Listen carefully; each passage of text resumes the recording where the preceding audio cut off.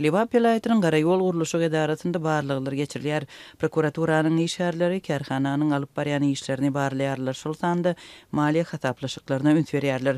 Adatlyň Liwapdaky habarçylary we çeşmeleri ýagdaýyň jekme-jeklikleri barada maglumat berdiler. Şu günler ýol gurulşy kerhanalarynda prokuratura tarapyndan geçirilýän barlyglar edaranyň soňky 5 ýylyň dowamında alyp barýan işlerine degişli diýip ýerli habarçylar aýdýarlar. Prokuraturanın barlygy zähmet aýlyk haklaryny, bugalteriýany we Liwap vilayatynyň owa etraplaryndaky Türkmenabad şäherindäki soňky 5 ýylyň dowamında nire, haçan we näçe kilometr asfalt ýazylandygyny derňeýär. Dip habarçymyz 28 aprelde gurrun berdi. Onuň sözlerine görä Liwap vilayatynyň Gara ýol idarasy bilen ençime ýerli kärhana bagly bolup, onuň balansynda Dergär şäherçesindäki asfalt öndürýän uly zawod hem bar. Gündoğur vilayatynyň ýol gurulşyny alyp barýan kärhananyň işiniň derňegine degişli resmi maglumat alyp bolmady. Azatlyk radiosuna ýerli resmilerden telefon arkaly maglumat almak başartmady.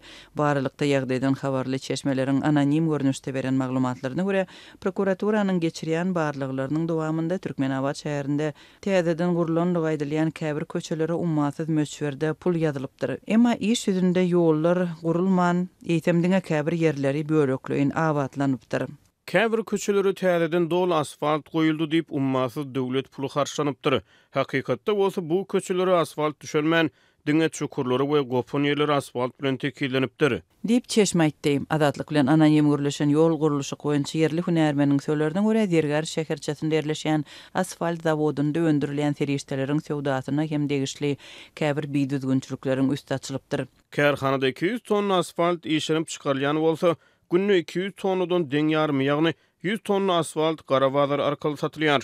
Ol satylan asfalta giden çiğ malyň pulunu çykarmak maksady bilen Türkmenabad şäherindäki zaýylanan ýollary bejermegiň deregine garawazarda satylan asfaltyň möçberini şäherdäki bir etrapçanyň ýoluny täzeledik diýip döwletden pul çekilýär ekeni. Dip çeşme anonimlik şerti bilen gurrun berdi. Liwapdaky habarçylar vilayatda bir maz awtologynyň ýagny 12 ton asfaltyň bahatynyň 3000 manada barabardygyny aýdýarlar. Şeýle-de habarçylara görä barlykçylar işärleriň zähmet hakyna degişli biýdüzgünçilikleri anyklapdyr. Hosatanda işärlere kagyd ýüzünde görkezdilen aýlyklardan iş ýüzünde az zähmet hakyny ýazmak ýa-da işden çykan adamlaryň adyna hak ýazmak ýaly ýagdaýlaryň üstü açylypdyr. Edaranyň işgärleriniň aýlygynyň möçberi 2400 manat bolmaly bolsa, işgärlere 1800 manat ellerine berilipdir. Şeýle-de edaranyň hasabynda esli wagt bäri işden çykarylan bir näçe işgäriň adyna zähmet haky ýazylyp gelipdir. Dip habarçymyz aýdýar.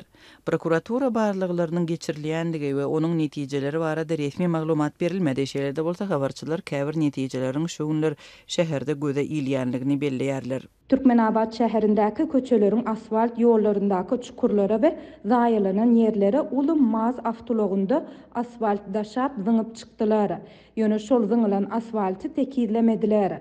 Şol dökülen asfalty geçip barýan awtologlar tekerleri bilen basyp tekizläp geçdiler.